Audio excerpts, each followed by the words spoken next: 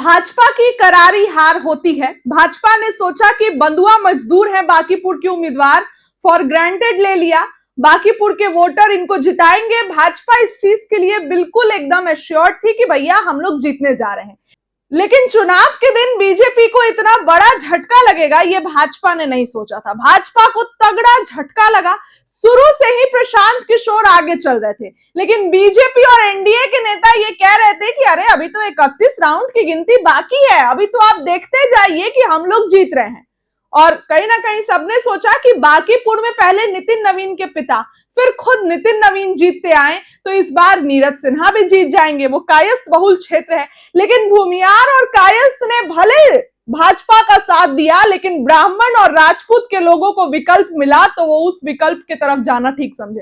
अब प्रशांत किशोर ने बड़ी बात कह दी है। क्या सम्राट चौधरी इस्तीफा देंगे?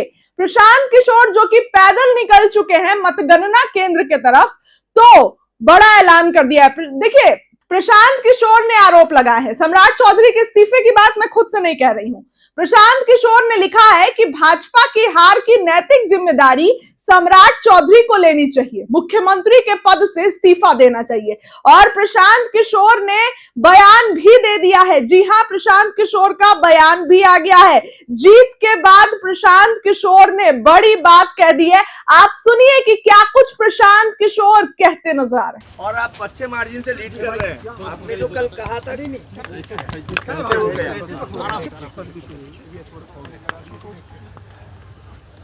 बांकीपुर की जनता की जीत है। लाइट खोलो। और जैसा कि चुनाव प्रचार के दौरान हम लोगों ने जो बात रखी थी, ये विधायक बनाने का चुनाव नहीं है। ये भाजपा के केंद्रीय नेतृत्व को ये संदेश देने का एक प्रयास है बिहार की जनता के द्वारा कि बिहार में किसी अच्छे व्यक्ति को मुख्यमंत्री बनाइए। आपको जनता ने 202 विधायक जिताए हैं। किसी अपराधी, किसी गलत चाल चरित्र चेहरा वाले व्यक्ति को बिहार का नेतृत्व मत दीजिए। अच्छे आदमी को बनाइए ताकि बिहार में भी शिक्षा हो, बिहार में भी बच्चों के लिए रोजगार हो, बिहार के बच्चों को भी बाहर मजदूरी करने न जाना पड़े। ये संदेश बांकीपुर के लोगों ने दिया है। बाकी विधायक जीतना हारना ये तो राजनीति है, चलता रहता है। जिन लोगों ने मत दिया उनका धन्यवाद कर रहे हैं। जिन्होंने मत नहीं दिया है उनको यही कहेंगे कि आपसे आपका विश्वास जीतने के लिए और मेहनत और प्रयास करेंगे। लेकिन महत्वपूर्ण बात यह है कि बिहार को अच्छा नेतृत्व मिलना चाहिए, बिहार सुधरना चाहिए। और लोकसभा से पहले मोदी जी को, भाजपा को, अमित शाह जी को ये देखना चाहिए कि बिहार में कैसे बेहतरी हो, बिहार में बच्चों को रोजगार कैसे हो, पलायन कैसे बंद हो। एकमात्र यही उद्देश्य है। हम लोग को विधायक बन के ठेका पट्टा नहीं करना है। एक और एकमात्र उद्देश्य है, चाहते हैं कि बिहार में बेहतरी हो। बिहार में भी सिर्फ 5 किलो अनाज के नाम पर, जाति के नाम पर, धर्म के नाम पर वोट न मांगा जाए। अगर 25 एमपी गुजरात से जीत कर गए हैं, प्रधानमंत्री बनाने में मोदी जी को गुजरात के लोगों ने योगदान किया है, तो बिहार के भी 13 करोड़ लोगों ने आंख बंद करके मोदी जी को वोट दिया है। तो जितनी चिंता उनको गुजरात की है, उतनी थोड़ी चिंता उनको बिहार की भी करनी चाहिए। बिहार के जो 1 करोड़ से ज़्यादा बच्चे बाहर मजदूरी कर रहे हैं, उनकी चिंता होनी चाहिए। बिहार के लिए कोई एक स्पेशल प्रोग्राम बनाना चाहिए ताकि बिहार से पलायन बंद हो।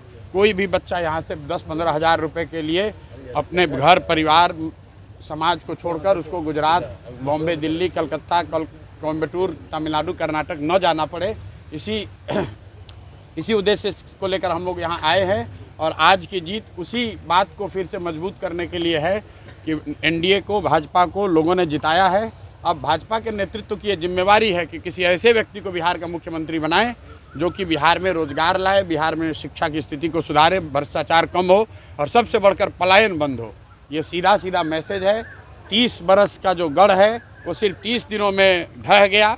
वो सिर्फ इसलिए ढहा है कि बिहार के लोग भी चाहते हैं कि अब 4 किलो 5 किलो अनाज और जाति से ऊपर उठकर हम लोग के बच्चों के पढ़ाई रोजगार के लिए केंद्र सरकार और राज्य सरकार काम करे। अगर वो काम नहीं करेंगे तो आगे चुनाव के परिणाम उनको ऐसे ही देखने को मिलेंगे।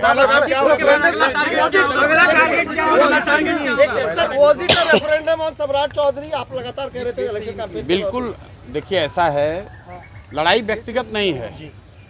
सम्राट चौधरी का जो चाल चरित्र चेहरा है वो पब्लिक डोमेन में है। अगर आप किसी अपराधी को बिहार का राजा मुख्यमंत्री बनाएंगे तो बिहार की तरक्की नहीं हो सकती है। तो हम लोग की लड़ाई किसी व्यक्ति से नहीं है। बहुमत भाजपा का है, एनडीए का है, मुख्यमंत्री तो उन्हीं का बनेगा।